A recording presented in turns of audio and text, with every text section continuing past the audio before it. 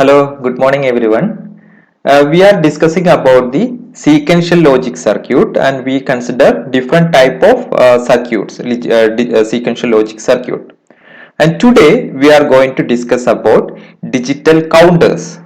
So what is a digital counter and what does it does and what are the different type of counters, what are the applications?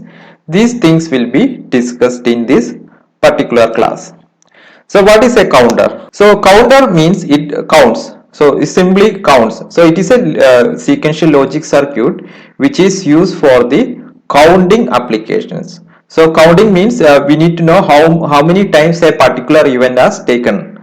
So this is the application of the sequential logic circuit for counting applications, and that is called the digital counters.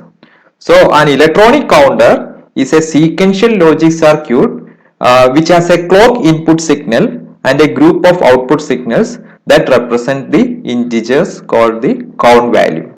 Hence, counters are the specified type of the sequential circuit, and based on the clock pulse, the output of the counter contains a predefined state and the number of pulses can be counted using the output of the counter. The counters calculate or note down the number that how many times an event occurred.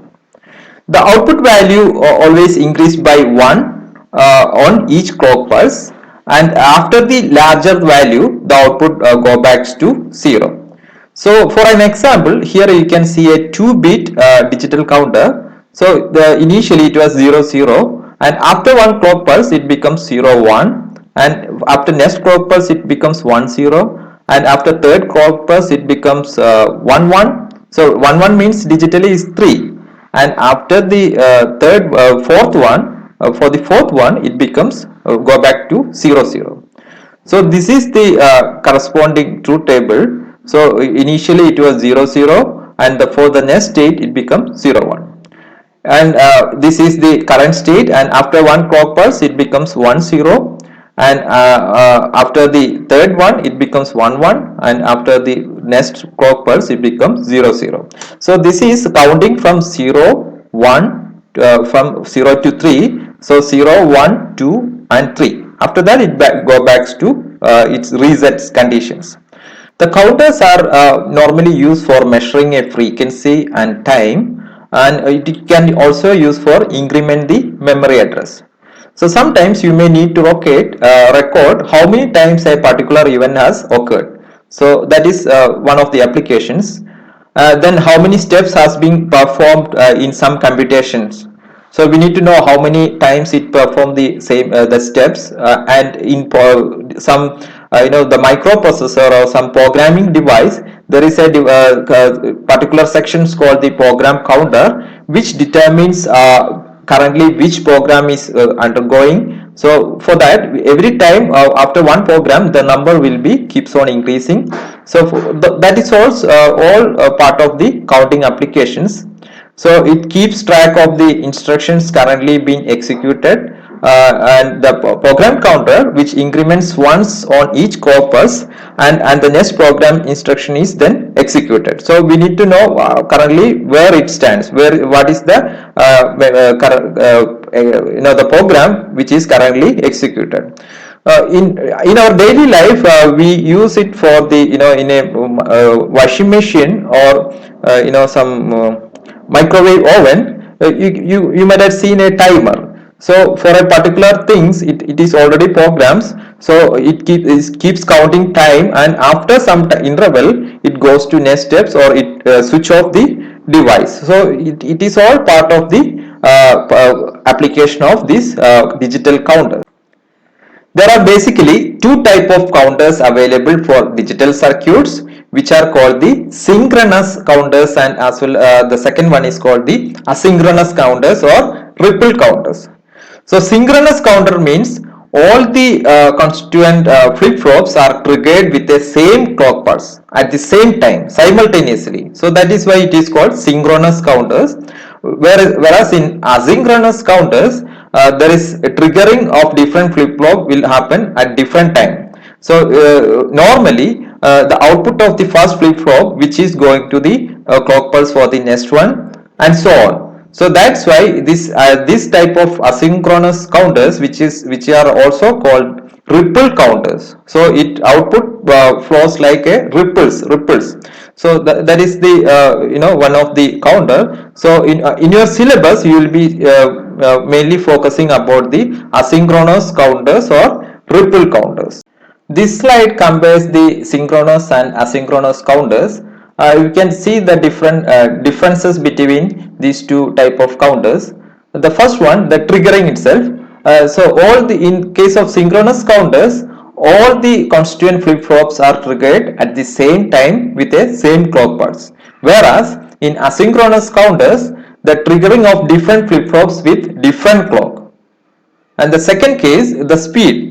Since all flip-flops are triggered together, the speed of operation is which is better or faster for synchronous counters, whereas it is comparatively slower for asynchronous counters.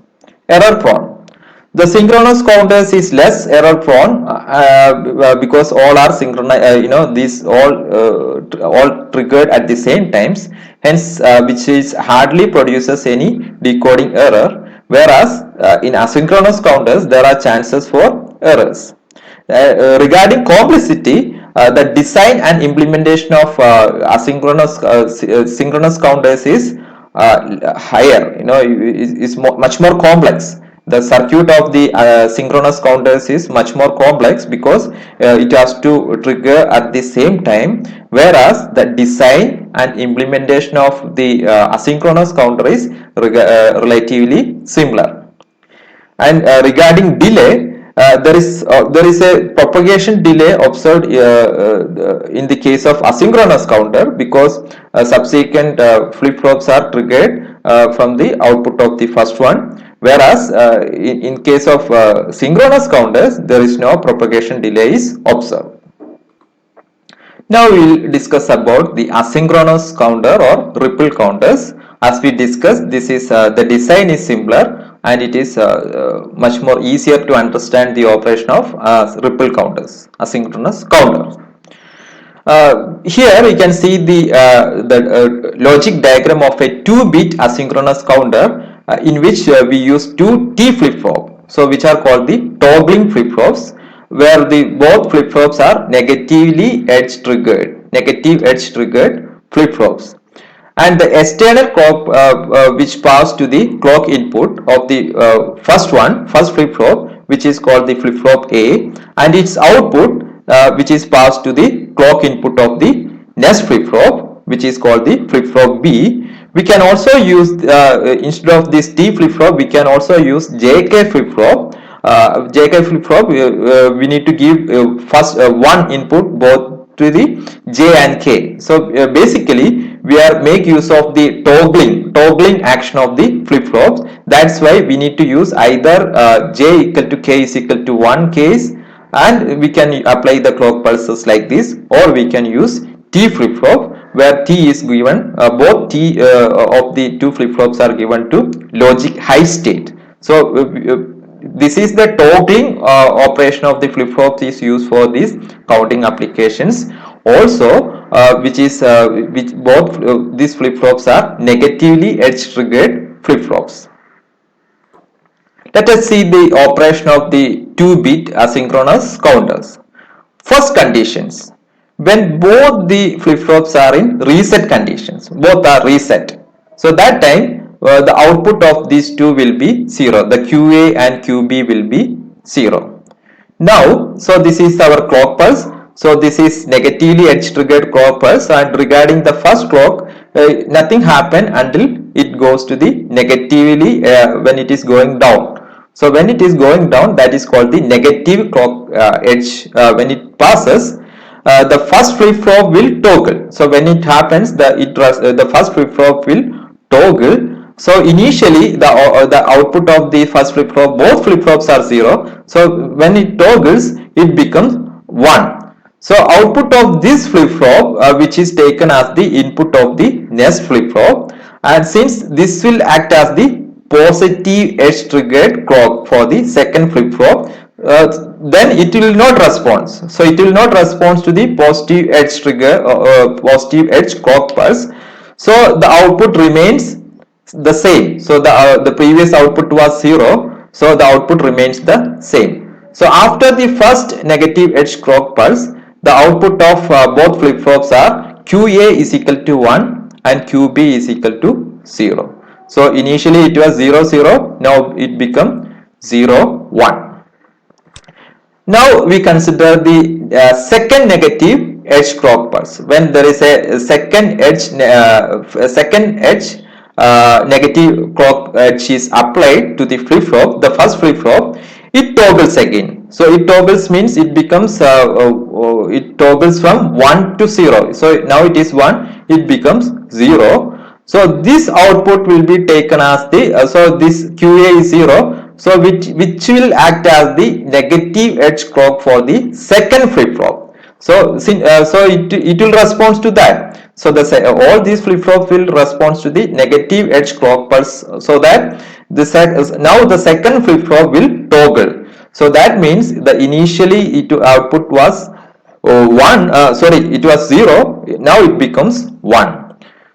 So after the second negative clock edge, when it is applied, the current output will be QA will become 0 and QB becomes 1. So both flip flops will toggle. Now we will apply the third negative edge clock edge to the first flip flops. Now it again toggles. So it toggles from 0 to 1. So it toggles from 0 to 1, so that QA become 1. So now the QA is equal to 1, so which will act as the positive edge trigger clock pulse for the next flip flop. So it will not respond. So this will respond, thus flip flop will respond only to the negative edge trigger pulse, so that this output remains the same. So the previous output of the second flip flop is 1. So that after the third negative clock edge, the output will be of QA is equal to 1 and QB is equal to 1.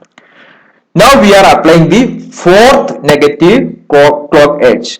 So after the fourth negative clock edge is applied to the first flip flop, it toggles. So it toggles from 1 to 0. So now QA is equal to 0. So which will act as the negative edge trigger pulse for the second flip flop, which will also toggle. So it will toggle from 1 to 0.